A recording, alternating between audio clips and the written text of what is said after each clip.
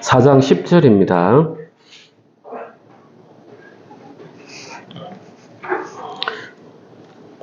내가 주 안에서 크게 기뻐함은 너희가 나를 생각하는 것이 이제 다시 싹이 남이니 너희가 또한 이를 위하여 생각은 하였으나 기회가 없었느니라.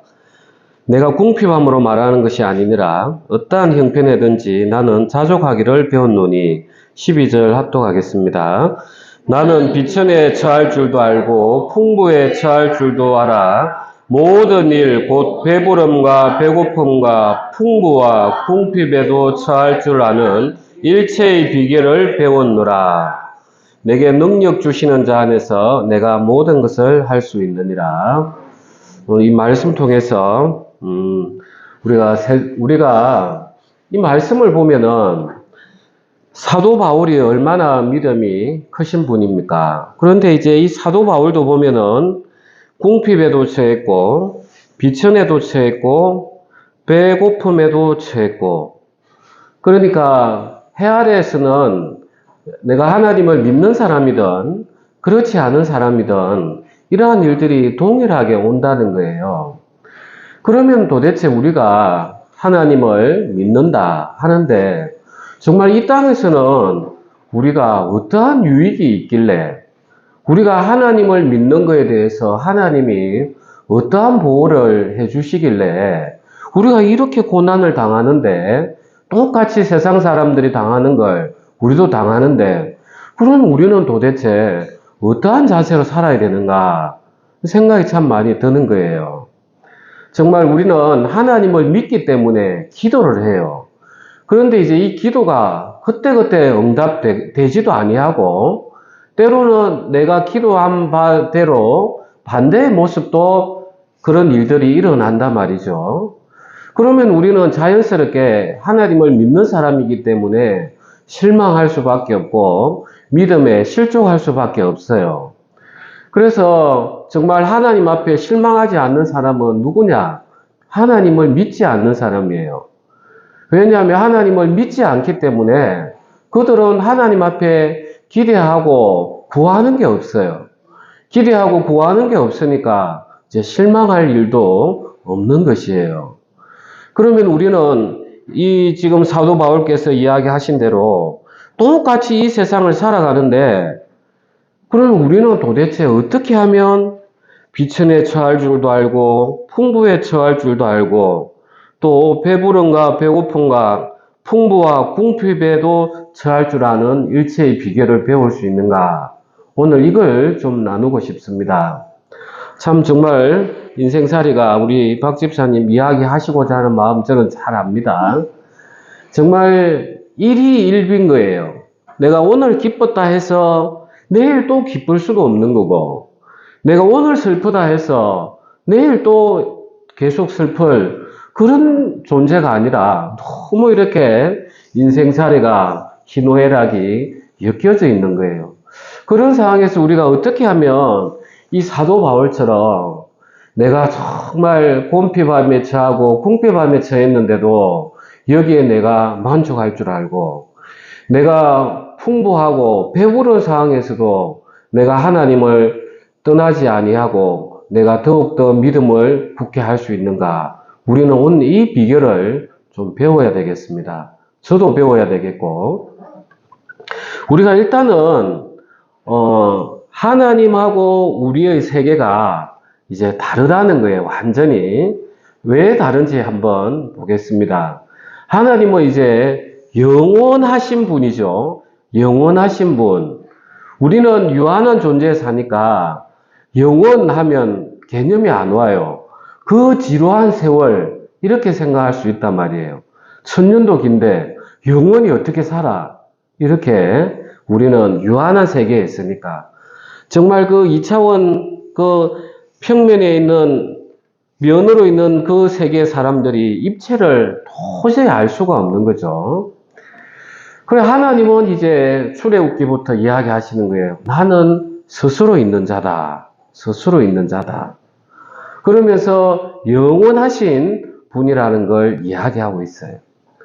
그 다음에 이제 예수님께서 지난주에 우리 말씀처럼 나는 아브라함이 있기 전부터 있느니라.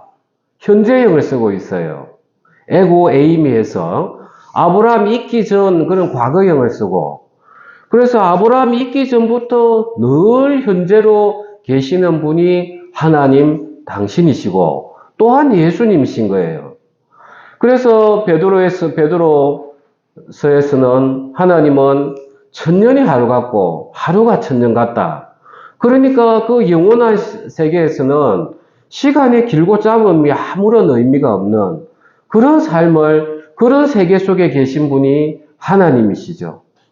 그래서 요한계시록에서는 나는 전에도 있었고 지금도 있고 장차 올 자라. 나는 알파요 오메가라. 처음이요 나중이라. 그래서 하나님은 이제 영원한 현재에 계시는 그런 분이시고, 이제 우리는 어떻습니까? 이 유한한 시간 속에 있다 보니까 우리는 지금 이 현재에서 과거를 돌아보면 실망하고 낙담하고 또 아직 오지 않은 미래에 대해서는 내가 불안해하고 두려워하는 거예요. 우리가 기도를 하더라도 늘 현재 유한한 시점에서 내가 기도를 하다 보니까 이거 되겠나? 내 옛날에 해도 안 됐는데 하나님 말씀은 분명히 너희 연약함을 짊어지고 병을 짊어지셨다 함을 이루셨도다. 분명히 말씀은 그렇는데 나는 지금 이 기도해도 안 되는데 하면서 낭망하고 미래에 대해서 두려워하는 그런 유한한 세계에 살고 있더라는 거예요. 그래서 하나님하고 우리하고 간격이 너무 떨어져 있어요. 그러면 이제 우리가 이 두려워하지 않고 내가 낙담하지 않으려고 하면은 방법은 하나밖에 없어요. 하나님의 시각에서 바라보는 것 외에는 없는 거예요. 우리가 아무리 기도를 한다 하지만 그때그때 우리의 기도가 도저히 들어지지 않는 경우가 얼마나 많습니까? 그러면 금세 우리는 낭망을 하게 돼 있어요. 그래서 하나님께서는 어떻게 일을 하시느냐? 이런 인간의 존재를 보고서는 하나님은 숨어서 일하신다고 해요. 이사야서에 보면 하나님은 숨어서 일하신다. 자, 이스라엘 백성들을 한번 봅시다.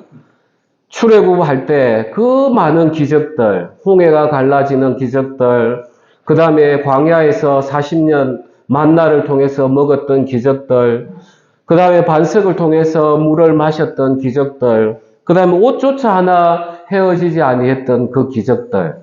자, 그 기적들을 눈으로 봤습니다. 그런데 이제 가나안 땅에 딱 들어가서 이제 만나도 끊어지고 이제 사사를 통해서 일어나는데, 자, 그들이 잘 살 때 처음 했던 게 뭐였냐면은 우상숭배로 갔어요. 자, 하나님께서 이스라엘 백성에게 딱 숨으시니까 뭐가 드러납니까? 우리의 본질이 드러나는 거예요. 그래서 하나님은 숨으시는 하나님이시다.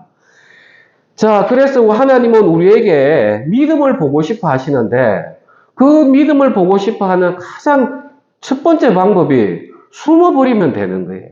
숨어버리면.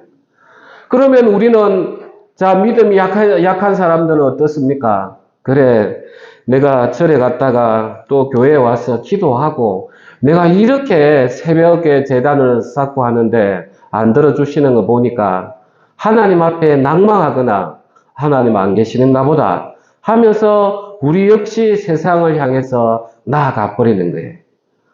그러니까 하나님이 숨으시니까 우리가 진짜 믿고 있는가 아닌가 그게 그냥 저절로 드러나는 거예요.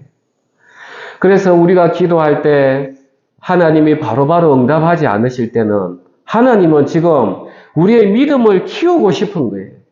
그래, 너희가 내가 응답하지 않을 때도 너희가 정말로 나를 찾느냐?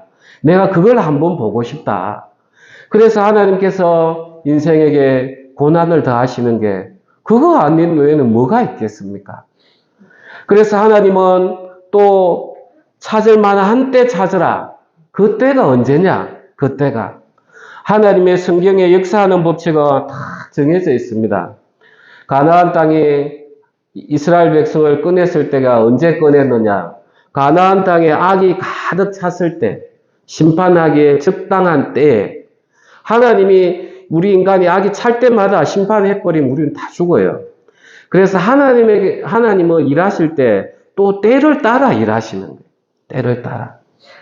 그래서 우리가 악이 가득 찰 때까지 하나님이 또 기다리셨다가 또 우리 보고는 너희가 진짜 나를 가득 진실하게 찾느냐 그 때를 또 기다리시는 거예요.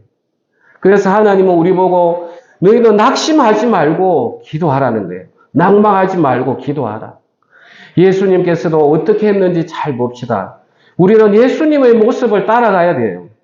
예수님이 십자가에 못 박히셨을 때 엘리 엘리 라마 사박다니 아버지 아버지 왜 나를 버리시나이까? 그 이야기를 누가 해야 되는 것입니까? 아담이 했어야 되는 거예요. 아담이.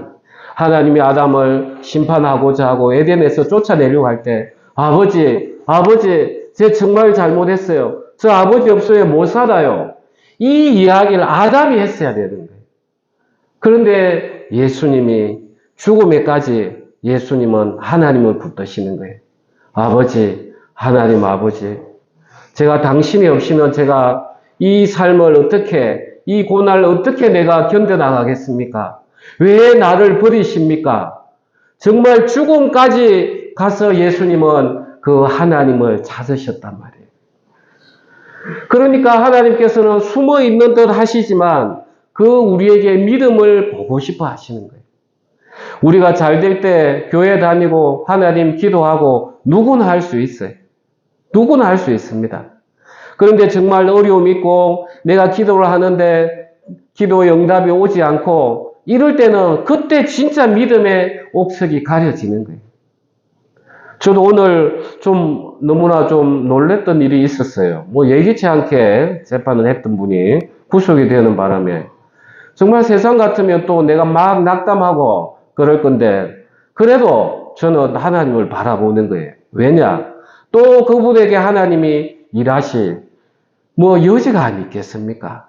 아직까지는 이렇게 있다 보니까 자기를 돌아보고 하나님을 믿는데 우리가 아직 익숙하지 못하지만 그분이 하나님이 진정으로 그분을 또 생각하신다면 그게 맞게끔 또 하나님이 일하심인 거죠. 그래서 그냥 저는 또 기도하는 거예요. 그분을 위해서. 하나님, 저분 안에 계실 때 건강 잘 이겨내시고 하나님 만나게 해주십시오. 하나님이 그렇게 일하실 거라고 우리가 어떻게 알 수 있습니까? 우리가 이 유한한 이게 우리 인생은 야고보스에 보면은 안개와 같다. 아침 안개와 같다. 살짝 있는 듯 하지만 없어져 버리는 그런 안개 같은 존재가 우리인데 정말 우리가 어떻게 하나님의 그 많은 수를 이해하겠습니까? 우리는 정말 하나님, 정말 제가 하나님 당신이 없으면 살아갈 수가 없습니다. 하나님 그 믿음을 보고 싶어 하시는 거 아닙니까? 저는 이제 그 믿음을 주님 앞에 드러냅니다. 이제 주님 제 믿음의 때를 보시고 제 기도의 분량이 찰 경우에 주님 저의 기도를 들어주십시오. 예수님께서 그 십자가에 못 박히실 때 정말 하나님 당신이 고개를 돌려버렸어요. 숨었어요. 그 와중에 예수님은 붙들었단 말이에요. 그러니까 하나님께서는 그 예수님을 죽음에 두지 아니하시고 부활케 하셔서 하나님 우편에 하나님과 동등된 자리에 세우셨단 말이에요. 지금 하나님은 바로 우리에게 그걸 원하시는 거예요. 지금 사도 바울이 이야기하는 게 내가 궁핍함으로 말하는 것이 아니니라 어떠한 형편이든지 나는 자족하기를 배웠노니 나는 비천에 처할 줄도 알고 풍부에 처할 줄도 알고 모든 일 곧 배부름과 배고픔과 풍부와 궁핍에도 처할 줄 아는 일체의 비결을 배웠노라. 우리가 하나님의 영원한 관점에서 우리가 봐버려야 되는 거예요. 내가 지금 몸이 아파요. 내 기도에도 지금 잘 안 들어요. 그런데 하나님의 영원한 관점 늘 현재예요. 그러니까 내 지금 당장 과거 현재 미래에 사는 우리가 이걸 판단할 게 아니라 하나님 말씀에 나았다고 하셨구나. 내가 그 영혼에 그냥 뛰어들어 버리는 거예요. 그게 이 유한한 존재가 바로 영혼을 같이 살아갈 수 있는 방법인 거예요. 내가 곤피합니다. 그런데 하나님께서는 우리 아버지예요. 아버지께서 자녀가 못되길 원하시는 분이 누가 있습니까? 하물며 악한 자도 그거 떡을 주는데 그래서 하나님이 우리를 이렇게 귀하게 보시는데 내 지금 이렇게 곰핍하지만 정말 내 곰핍하면 할수록 내 믿음이 커서 하나님을 더욱더 붙들어서 하나님을 기쁘시게 해야 되겠다. 이렇게 우리는 믿음이 날개치듯이 날아 올라가야 되는 거예요. 이러한 시각을 가진 분들이 성경에는 몇 분 계세요. 제일 첫 번째가 예를 들 수 있는 게 예수님께서 산상수훈을 마치고 내려오실 때 그 나병 환자들이 예수님, 주께서 원하시면 깨끗함을 받겠나이다. 그 주님 마음에 들어가 버린 거예요. 주님, 제가 택한 백성 속에서 저주받은 병으로 인해서 제가 멸시를 받고 있는데 주님 당신 제가 이렇게 살길 원하십니까? 주님 앞에 나아가길 원하지 않습니까? 하면서 그냥 주님 마음으로 뛰어 들어가 버린 거예요. 그러니까 예수님께서 바로 낫게 해주시잖아요. 우리가 또 백부장이 있어요. 백부장의 믿음. 그 많은 유대인들은, 하나님을 믿는 유대인들은 다 어디 가고 그 이방인 백부장이 예수님이 말씀으로 병도 고치고 귀신도 쫓아내고 이런 소문을 듣고 그 마음에 그래 예수님이 말씀하시면 되겠구나. 그 예수님 세계로 뛰어들어 버린 거예요. 그러니까 예수님 오실 필요도 없습니다. 말씀만 하십시오. 말씀만 하십시오. 우리는 그 세계에 뛰어들어야 되는 거예요. 그래서 하나님, 예수님께서 우리 보고 어떻게 기도하라고 하느냐. 우리가 누가복음 18장 한번 보겠습니다. 18장 1절부터 이게 이제 그 유명한 과부 전법이죠. 예수께서 그들에게 항상 기도하고 낙심하지 말아야 할 것을 비유로 말씀하여 이르시되 어떤 도시에 하나님을 두려워하지 않고 사람을 무시하는 한 재판장이 있는데 그 도시에 한 과부가 있어 자주 그에게 가서 내 원수에 대한 나의 원한을 풀어주소서 하되 그가 얼마 동안 듣지 아니하다가 후에 속으로 생각하되 내가 하나님을 두려워하지 않고 사람을 무시하나 이 과부가 나를 번거롭게 하니 내가 그 원한을 풀어주리라. 그렇지 않으면 늘 와서 나를 괴롭게 하리라 하였느니라.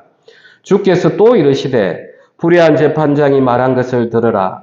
하물며 하나님께서 그 밤낮 부러짓는 택하신 자들의 원한을 풀어주지 아니하시겠느냐. 그들에게 오래 참으시겠느냐. 내가 너에게 이르노니 속히 그 원한을 풀어주시리라. 그러나 인자가 올 때 세상에서 믿음을 보겠느냐 하시니라. 우리 7장 합독하겠습니다. 하물며 하나님께서 그 밤낮 부러지는 택하신 자들의 원한을 풀어주지 아니하시겠느냐. 그들에게 오래 참으시겠느냐.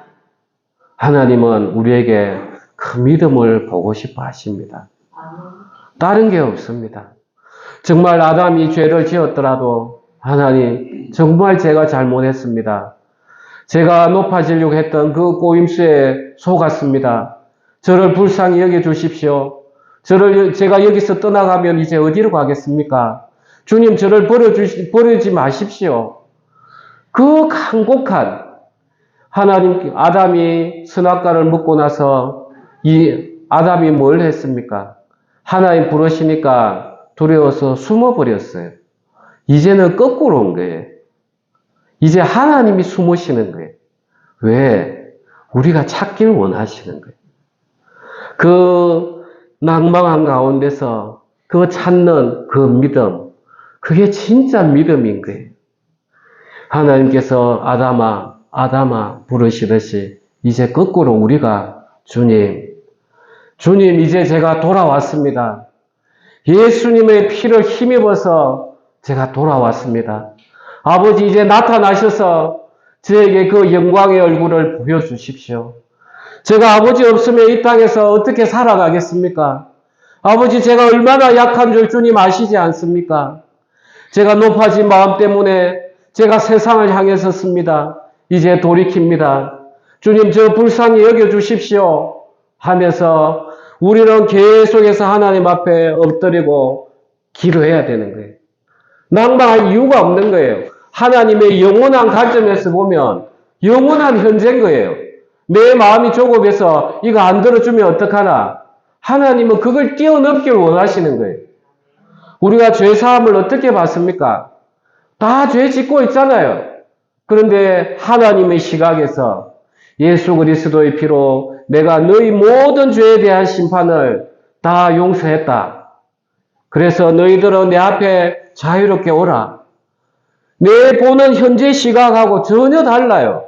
하나님이 보는 시각을 우리가 믿었다는 거예요. 그게 죄사함이잖아요. 우리가 살아가는 방식도, 기도하는 방식도 똑같은 것입니다. 이제 아담이 숨듯이 숨는 게 아니라 우리는 그 뛰어나와서 하나님을 찾아다니면서 하나님 나타나십시오. 나타나십시오. 그렇게 우리가 부르짖고 찾을 때 정말 하나님이 얼마나 기뻐하시겠습니까? 내가 숨어 있는데도 이렇게 나를 찾는구나. 너가 정말 나를 믿는구나. 정말 나와 이제 영원히 동행하자꾸나. 하나님이 지금 우리에게 이야기하십니다. 우리 기도하겠습니다.